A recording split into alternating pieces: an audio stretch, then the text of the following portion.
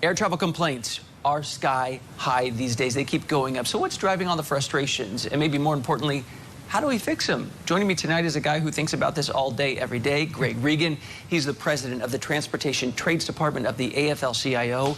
In a nutshell, when it comes to air, he represents and speaks for almost everybody who works at the airport. So, Greg, complaints at airports are up 270% compared to pre-pandemic numbers. That's crazy. Cancellations, delays, those top the list. What is the fix in your mind? Well, certainly I think the fix is actually, at its core, it's pretty simple. They need to hire up more people. They need more flight attendants. They need more pilots. They need more ramp workers, customer service agents.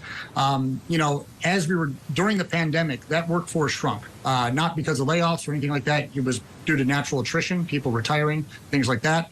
But as we started to see greater demand in the horizon, the airlines waited too long, frankly, to be able to start ramping up their hiring to get a workforce that was capable of meeting the service requirements and the service demand that we're seeing right now. Why airlines, though, Greg? Because, okay, it's not about masks anymore, and I was surprised. In a lot of these videos, the flight attendants were the first one to rip those masks off. They didn't like them any more than the passengers did. So it's not about masks anymore.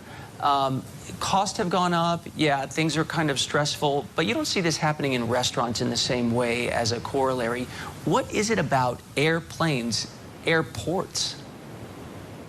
Well, I think part of it is that you're constricted. You're in a secure area. You're oftentimes sort of held in one place where you're waiting for your opportunity to go to your next destination.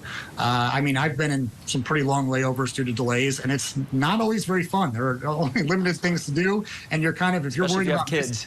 Yeah, right. And if you're worried about missing your connection, or you're worried about missing whatever engagement you're flying to meet, it can be extremely stressful. And so I get that. I think that is important.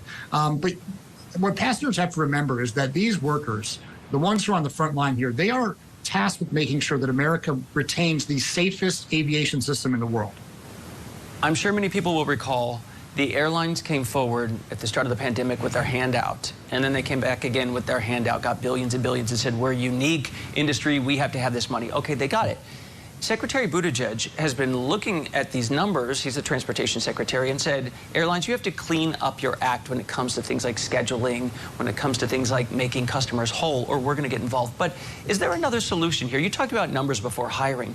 What about increasing competition to have more airlines? If I see this guy's usually on time, I'm going with him. If I see they're usually cheaper, I'm going with them. Well, we've seen a lot of mergers over the last decade or plus, so I don't think, we're going to see a lot of big competition entering into the market. If anything, we've seen further consolidation recently. When you go back to the aid you were talking about, which started with the CARES Act, I will defend that law. I will defend the aid that was given, because it was, for the first time, worker-centered aid. So it wasn't just money that went directly to the companies. It was targeted specifically for payroll and benefits, so they could maintain their workforce, so that when we do get out of this, we would have the certified, credentialed, and trained employees that are needed to meet service demands. As I mentioned, and they were prevented from firing or furloughing anybody under that law.